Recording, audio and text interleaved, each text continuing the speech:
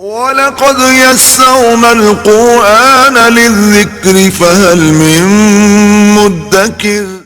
بسم اللہ الرحمن الرحیم۔ آج ہم قرآن پاک کا تیسرا سپارہ، اس کی تفسیر کے چند ایک پوائنٹ انشاءاللہ تعالی العزیز اس کا مطالعہ کریں گے کہ اسلام قرآن پاک کی شکل میں ہمیں ہر موقع کی ایک بہترین رہنمائی فراہم فرماتا ہے۔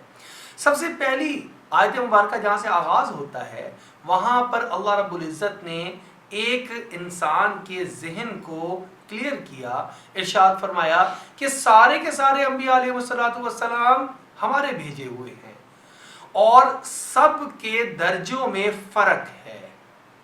تلک الرسل فضلنا بعضهم علی بعض سے ہم نے کلام کیا تو موسیٰ علیہ السلام کلیم اللہ بن گئے، عیسیٰ علیہ نبینا علیہ السلام کو اللہ نے روح اللہ قرار دیا، سیدنا ابراہیم علیہ نبینا علیہ السلام کو خلیل اللہ قرار دیا، اور سارے انبیاء کے بعد تشریف لانے والے ہمارے پیارے نبی محمد مصطفیٰ صلی اللہ علیہ وسلم کو عبداللہ اور رسول اللہ قرار دیا۔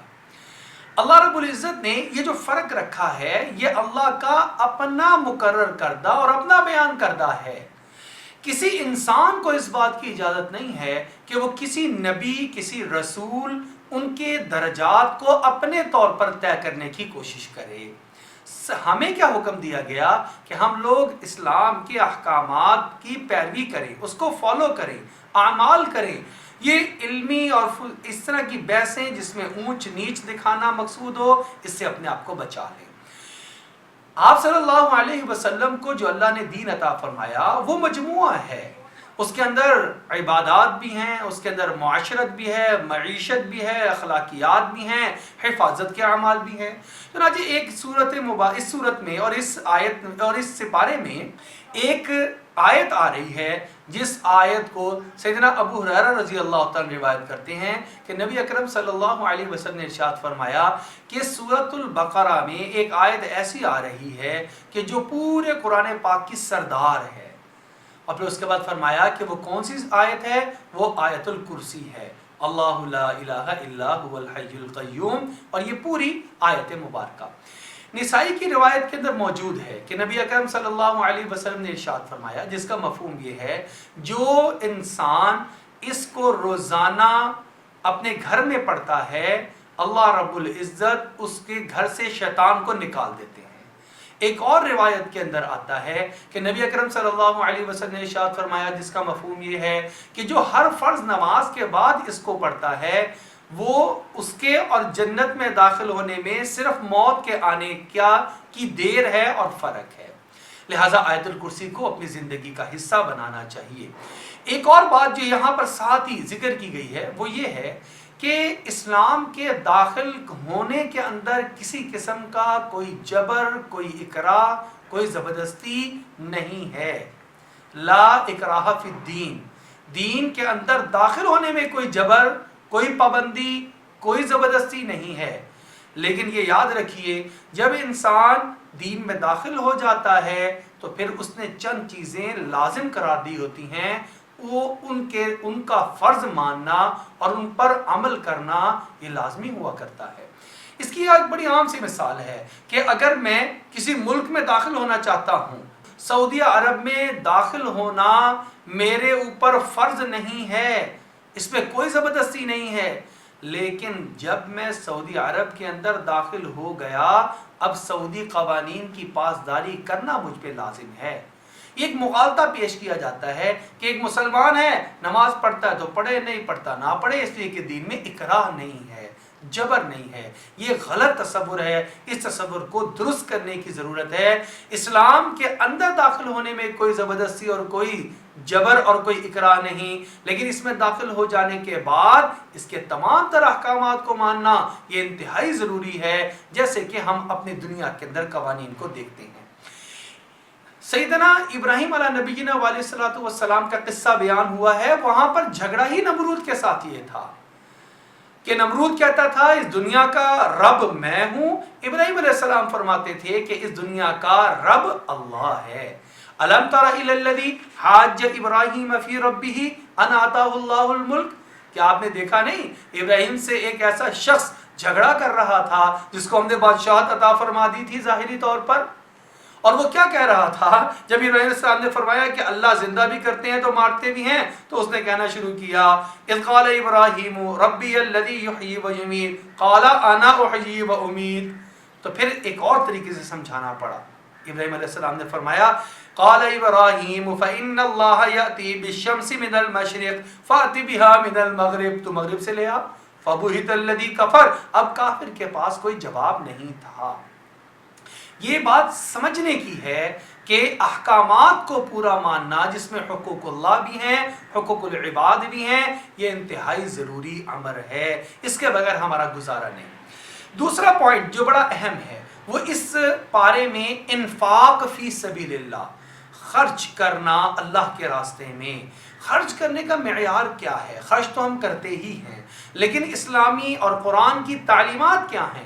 قرآن کہتا ہے سب سے زیادہ بہترین پیسہ وہ ہے جو اللہ کے نام پر، اللہ کے راستے میں، اللہ کے احکامات کے مطابق اللہ کے بندوں پر خرچ کر دیا جاتا ہے.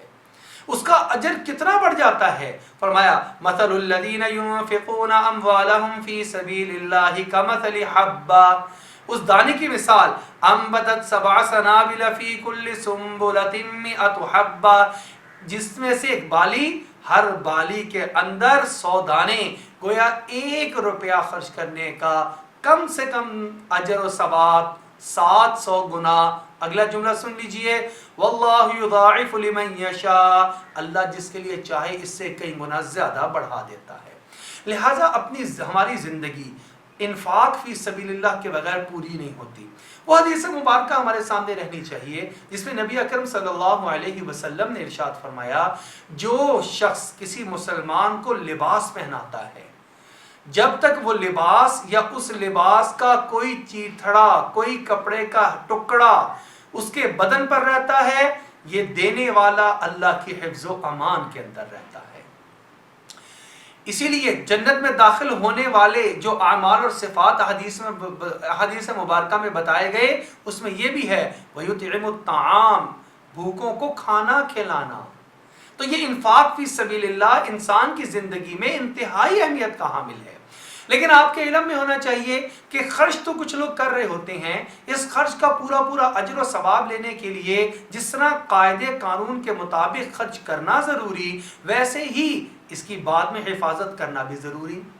قرآن مجید میں آیات مبارکہ میں وہ چند اعمال اور وہ چند باتیں ذکر کی گئی ہیں جن کی وجہ سے اعمال ختم ہو جاتے ہیں. سب سے پہلی چیز کیا فرمایا کہ تم لوگ اگر تمہارے پاس مال تم نے دیا ثم لا یتبعون ما انفقوا منا ولا اذى، احسان چڑھا دیا، تکلیف کسی کو دے دی، تو پھر اللہ اس کے اجر کو ختم فرما دیں گے.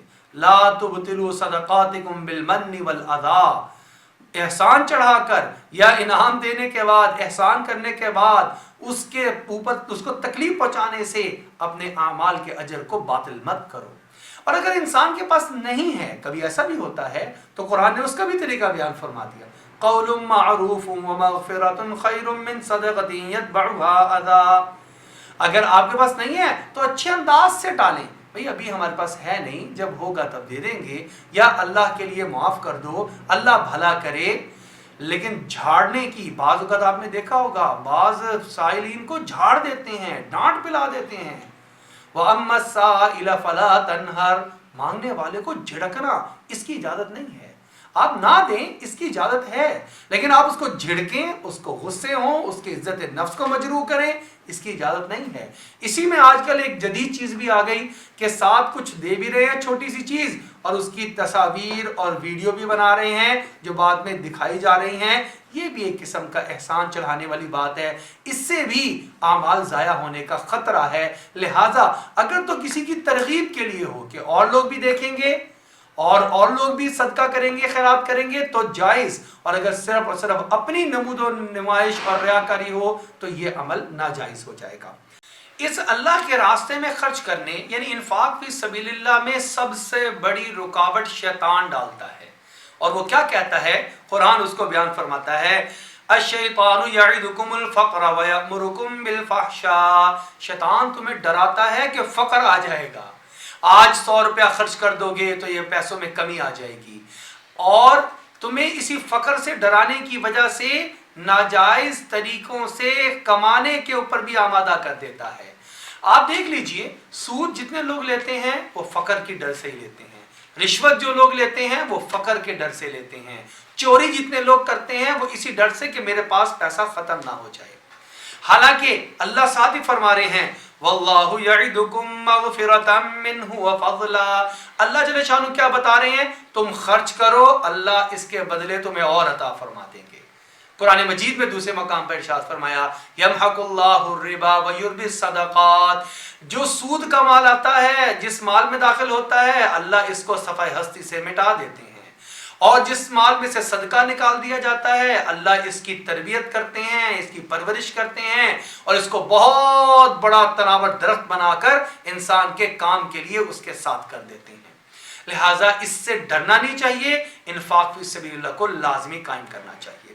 اسی سے بارے میں آگے چل کر جو ایک آیت مبارکہ ہمارے سامنے آتی ہے، جو قرآن پاک کی سب سے لمبی اور طویل آیت مبارکہ بھی ہے، وہ معاملات سے متعلقہ ہے۔ یہ دین ہمیں عبادات بھی سکھاتا ہے، معاشرت بھی سکھاتا ہے، معاملات بھی سکھاتا ہے۔ معاملات کی بات کو سمجھ لیں کہ قرآن کی ہدایت ہمیں یہ ہے کہ جب بھی تم آپس میں کوئی معاملہ مالی طور پر کرو تو اس معاہدے کو تحریر میں لے آؤ۔ یا ایھا الذین آمنوا اذا تداینتم بدین الی اجل مسمى فاکتبوہ، اس کو لکھ دو۔ اچھا سستی نہ کریں، اچھا لکھن اور سارے تعاون کریں، جس کو لکھنا آتا ہے وہ لکھ کر دے دے، گواہ بناؤ، گواہی دینے والے گواہ بن جائیں۔ اور ایک اور بات، بعض اوقات یہ ہوتا ہے کہ باہر کسی اجنبی سے معاہدہ ہو رہا ہو تو لکھ لو، اگر گھر میں والد اور بیٹے کا کوئی مالی معاہدہ ہو رہا ہے، میاں اور بیوی کا کوئی مالی معاہدہ ہو رہا ہے، ایک بھائی بہن کا یا بھائی اور بھائی کا ہو رہا ہے، اس کو لکھنے کی کیا ضرورت ہے؟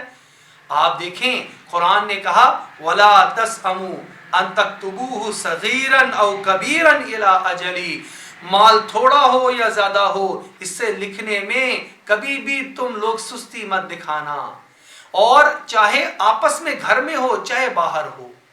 تعاملوا كالأجانب، معاملہ کرو اجنبیوں کی طرح، تعاشروا كالإخوان، رہو بھائیوں کی طرح۔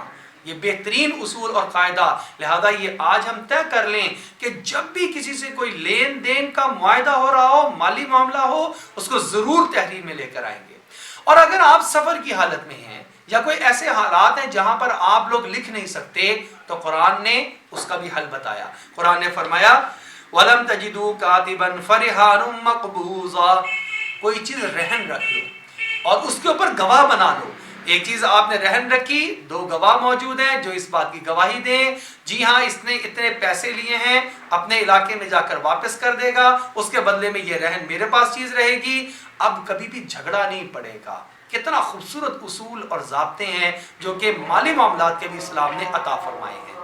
اسی صورت میں اور اسی سپارے کے اندر جذبہ محبت کس لیے تخلیق کیا گیا اور جذبہ محبت کا استعمال کیا ہے وہ بھی اللہ رب العزت نے بیان فرما دیا ہے۔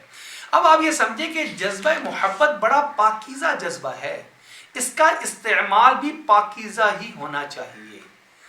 اللہ رب العزت نے قرآن میں بیان فرمایا والذین آمنوا اشد حبا للہ، ایمان والے سب سے زیادہ محبت اللہ سے کرتے ہیں۔ پہلے محبت کا معنی مفہوم ہمارے سامنے ہو کہ یہ ایک ایسی طاقت ہے کہ جو کہ اگلے جس سے محبت ہو جائے اس کا اپنے ہمیں مطیع بنا دیتی ہے، فرما بردار بنا دیتی ہے، ہم اس کی خوشنودی حاصل کرنے کے لیے سب کچھ کر گزر جانے کے لیے تیار ہو جاتے ہیں، حتیٰ کہ اپنی جان تک دینے کے لیے تیار ہو جاتے ہیں۔ اب اتنا بڑا جذبہ طاقتور، اس کو کہاں پر لگانا چاہیے؟ تو سب سے پہلی جگہ اللہ ہیں، اس کے بعد جناب محمد مصطفیٰ صلی اللہ علیہ وسلم ہیں، تاکہ اطاعت کرنا آسان ہو جائے۔ جتنی محبت مضبوط ہوگی اتنی اطاعت کرنی آسان ہوگی۔ قرآن میں آیا قُلْ إِن كُنتُمْ تُحِبُّونَ اللَّهَ فَاتَّبِعُونِي يُحْبِبْكُمُ اللَّهُ وَيَغْفِرْ لَكُمْ ذُنُوبَكُمْ، اگر تم چاہتے ہو اللہ سے محبت کرنا تو جناب محمد مصطفیٰ صلی اللہ علیہ وسلم کی اتباع کر لو، اللہ تم سے خود محبت فرمانا شروع کر دیں گے۔ اسی محبت کا یہ پاکیزہ محبت ہے، اس کا تیسرا مقام ہوتا ہے جو اللہ نے ہمیں رشتے اور ناطے دیے ہیں ان میں محبت کو لے کر جانا۔ والدین سے محبت کرنا، اساتذہ سے محبت کرنا، اپنے گھر والی اہلیہ سے محبت کرنا، اپنی اولاد سے محبت کرنا، اپنے رشتہ دار و اعزاء و اقارب سے محبت کرنا، یہ ہے جائز اور پاکیزہ جذبہ اور اس کا پاکیزہ استعمال۔ بدقسمتی سے ہمیں ڈرامے اور فلمیں ایسی دکھائی گئیں کہ اس جذبہ محبت کو اس کے اصل سارے کے سارے مصارف سے ہٹا کر ایک انتہائی غیر پاکیزہ، ایک غیر محرم دوسرے کے گھر کی عزت اس کے ساتھ اس کو جا کر جوڑ دیا گیا۔ اب جو ہمیں ڈراموں اور جو ہے فلموں کے اندر محبت کو فروغ دینے کی بات کی جا رہی ہے، آج ہمارا نوجوان نسل کا بندہ اس کے ذہن میں محبت کا لفظ سننے کے بعد پہلا جو تصور ابھرتا ہے وہ ناجائز تعلقات کا ابھرتا ہے۔ یہی ہمارا سب سے بڑا دھوکہ ہے۔ قرآن کی تعلیمات کو سامنے رکھتے ہوئے ہم نے اپنے جذبہ محبت کا استعمال بھی پاکیزہ رکھنا ہے۔ اس کے ساتھ آخری جو اس میں بات ہے وہ یہ ہے کہ ہم نے اپنے آپ کو فرقہ واریت سے اور مذہبی جو منافرت ہے اس سے بچانے کا ایک طریقہ قرآن نے بیان فرما دیا۔ جب آپ صلی اللہ علیہ وسلم کا ٹاکرا بنی اسرائیل سے ہوا، عیسائیوں سے ہوا، یہودیوں سے ہوا اور تو مشرکین سے ہوا، تو آپ نے ایک جملہ ارشاد فرمایا۔ کیا جملہ ارشاد فرمایا؟ فرمایا قل یا اہل الکتاب تعالوا الی کلمۃ سواء بیننا و بینکم، اے اہل کتاب آؤ سب سے پہلے اس بات پر عمل شروع کر دیتے ہیں جو تمہارے اور ہمارے درمیان میں متفقہ چیزیں ہیں۔ ہماری فرقہ واریت کب شروع ہوتی ہے؟ ذرا غور کیجئے گا، جب اصول سے ہٹ جاتے ہیں، فروعات میں پڑ جاتے ہیں۔ نماز 5 وقت کی فرض ہے، کسی فرقے کا کوئی اعتراض نہیں۔ زکوٰۃ ادا کرنا فرض ہے، زنا حرام ہے، شراب نہیں پینی چاہیے، چوری حرام ہے، ساری چیزوں میں متفق۔ آگے جو فروعات ہیں اس کی، آگے جو طریقہ کار کی جو باریکیاں ہیں، اس میں جاتے جاتے اختلافات ہم شروع کر دیتے ہیں۔ تو یہ بہترین طریقہ ہے کہ آؤ اس بات کی طرف کہ جو کہ تمہارے اور ہمارے درمیان میں مشترکہ ہے۔ اور وہ کیا چیز تھی؟ اللہ نے فرما دیا سب سے پہلی بات، اللہ نعبد الا اللہ، اللہ کے علاوہ اور کسی کی عبادت نہیں کریں گے۔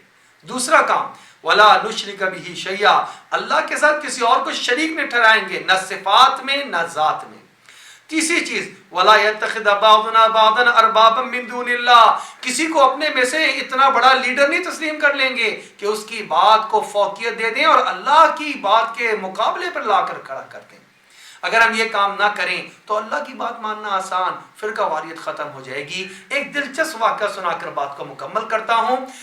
بین المذاہب ہم آہنگی کا ایک بہت بڑا پروگرام گورنر ہاؤس میں پنجاب میں ہو رہا تھا۔ پوری دنیا سے مختلف وفود اور ڈیلیگیٹس آئے ہوئے تھے۔ وہاں پر مجھے بھی مدعو تھا، میں گیا تو وہاں پر بہت ساری تقاریر ہوتی رہیں۔ اس کے اندر سب کا زور یہ تھا کہ اسلام جو ہے وہ مذہبی رواداری کو فروغ دے، سارا زور اس پر تھا۔ آخر میں ایک مسلمان ہمارے بریگیڈیئر صاحب کی باری آئی، انہوں نے بڑی پیاری تقریر کی۔ انہوں نے 2 باتیں پوائنٹ اٹھائے۔ سب سے پہلی بات انہوں نے کہا میں اسلام کا ماننے والا ہوں اور مجھے یہاں باتیں سننے کو مل رہی ہیں کہ اسلام رواداری کو فروغ دے، تو آئیں میں آپ کو بتاتا ہوں کہ سب سے زیادہ رواداری کا فروغ اسلام کے ہی دیتا ہے۔ اسلام کے اندر آپ کو پہلے انبیاء کے نام جن کو آپ لوگ مانتے ہیں مل جائیں گے۔ یہاں پر یہودی موجود ہیں، موسیٰ نام، اس نے کہا میرے بیٹے کا نام موسیٰ ہے، دوسرے بیٹے کا نام میرے عیسیٰ ہے، میری والدہ کا نام مریم ہے، اور میرے بھتیجا داؤد ہے، میرا دوسرا بھتیجا ہارون ہے، اور میرا جو ہے قریبی رشتہ داروں میں ابراہیم موجود ہے۔ یہ سارے نام ہمارے اندر موجود ہیں، ہم قدر کی نگاہ سے دیکھتے ہیں۔ آپ جتنی کمیونٹی بتائی ہے، آپ جتنے بیٹھے ہوئے ہیں، آپ سب بتا دیں کہ محمد نام آپ میں سے کسی کا ہے؟ फातिमा नाम आप में से किसी ने रखा हुआ है, आयशा नाम आप में से किसी ने रखा हुआ है। मजहबी रवादारी को फरोग तो आप लोगों को दूसरे मज़ाहिब को देने की ज़रूरत है। इस्लाम तो अल्हम्दुलिल्लाह पहले ही बड़ा वसीउ ज़र्ब है। हर एक के जो पहले मुत्तफ़िका लोग और नेक लोग गुजरे हैं, हम उन सब को मानते भी हैं, आज तक उनके नाम भी रखते हैं। बहरहाल हम इख्तलाफात को तब भुला सकते हैं जब हम एक मुश्तरका बातों पर आ जाएंगे। अल्लाह जल्ल शान से दुआ है अल्लाह हमें फिर कवारियत से महफूज फरमाए और मुस्लिम कौम बनने की तौफीक